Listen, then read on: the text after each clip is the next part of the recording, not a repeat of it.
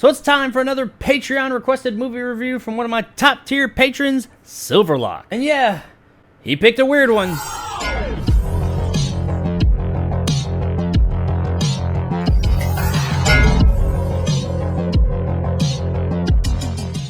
Six String Samurai is brought to us by director Lance Magia and stars Jeffrey Falcon, Justin McGuire, and Stephen Gallagher. In the post-apocalyptic world of 1990s Nevada, a rock and roll samurai on his way to Las Vegas takes a young orphan boy under his protection as Death and his metalhead horsemen chase after them. So Six String Samurai came out in 1998, and oddly enough, I actually saw this movie at the first film festival I ever went to. It takes place in 1990s Nevada, but this is a world where all the bombs went off during the Cold War in the late 50s. So everything's all blown to shit and it's all Mad Max desert-like. Apparently one of the last bastions of American humanity would be Las Vegas. While the Ruskies did come and take over a lot of the country, Las Vegas stood strong. And a big part of that would be because Las Vegas appointed itself a king to run things. And who would that king be? Who else, people? The king himself. Elvis. Hail to the king, baby. Oh my god, that was fucking terrible. Anyway, while the king ran things great in Vegas for all those years, now in 1990s Nevada, the king is dead. So now travelers from far and wide are flocking to the city to try and become the new king. And we pick up with our six-string samurai, Buddy, who looks just like Buddy Holly. He saves the life of a young kid played by Justin McGuire, but unfortunately in the battle, the kid's mother didn't make it. So now, left orphaned in the wasteland, he starts to follow Buddy around, even though Buddy makes it pretty clear that he doesn't want this kid to follow him. As danger and death, yes, that death, follow Buddy along as well, he is forced time and time again to save this kid, and eventually he just kind of takes him under his wing. And so they both head off on this journey to get to Vegas and become the new king. So there's not really a lot in this movie that I think is meant to be taken very seriously. This movie does have a story, but it's fairly basic. It's this guy, he wants to be the king of Vegas, so he's going across the wasteland to be there. He carries around a samurai sword, he knows kung fu, and he's got a guitar on his back. You know, normal everyday stuff. The kid doesn't really talk much, he just goes around grunting and yelling all the time, and somehow this is how they communicate and they understand each other. The movie is more of a collection of really odd scenes where they're just trying to be really fucking super cool, very loosely connected by this plot thread of them trying to get to Vegas. If you're gonna watch this movie, you need to understand that up front.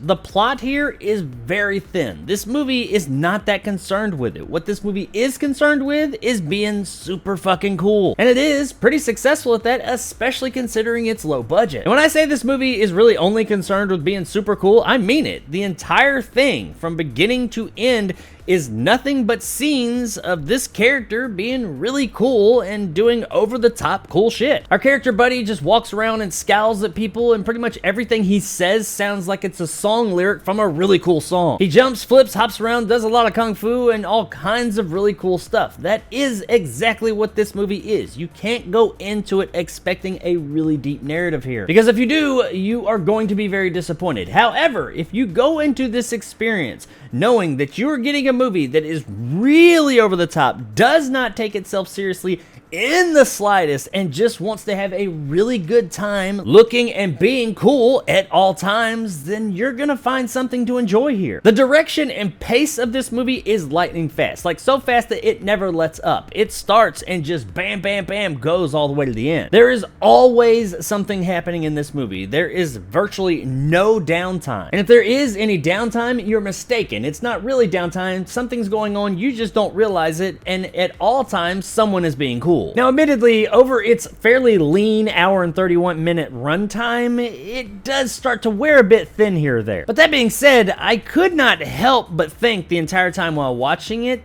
you know, this is pretty cool. And that guy right there with the guitar and the samurai sword, he's really fucking cool. The movie does achieve what it sets out to do, just have a really good time and show us some really cool over-the-top scenes. The performances are just ridiculously over the top, but they fit the tone of the film. And while the movie is pretty light on story, I gotta say that its characters are pretty damn varied. Each character or set of characters within this film is very distinct. They all have a little something that differentiates them from everybody else. And this crazy colorful cast of characters is one of the things that kept it interesting when we weren't getting over-the-top super cool action. Which is rare because that's pretty much all this movie is. Is the movie ridiculous as hell? Absolutely. Is it fairly light on story? 100%. Are you gonna walk out of this thing thinking, oh man, this was like the greatest film I've ever seen? No, you're not. But if you go into this thing knowing what to expect and just want to have a really good time, see some really cool action scenes that are really over the top, then you will have a good time here. It ain't the deepest movie in the world, that's for damn sure, but it is fun. Guys, Six String Samurai is not Shakespeare, but it is a really good time. The story's about as thin as a meth addict hooker, and it does start to wear a bit thin closer to the end. It's fairly low budget and pretty singular minded. However, given what they had to work with, knowing that they had such a small budget, it is pretty cool that they were able to pull off this really super cool character in this super cool world. The movie ain't gonna blow you away, but it is a really good time for the evening. So if you get a chance, check out Six String Samurai on streaming. Across the street.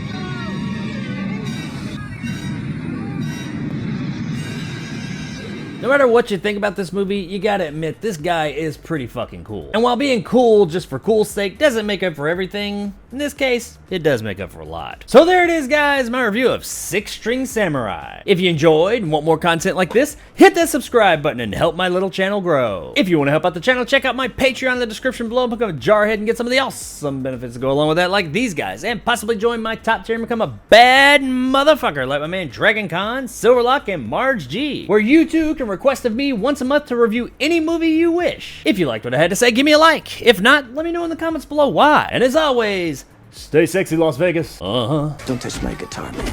Don't even touch my guitar. They called him the Six String Samurai, and he became a legend. So if you like this review and you like this movie, might I suggest you check out the really cool documentary about the making of this movie, Vegas Needs a New King, The Making of Six String Samurai. It just came out like a year or two ago, and it has a whole lot of information about this movie and behind the scenes stuff that was really interesting. It's a pretty cool movie for a pretty cool movie. So yeah, coolness just all around.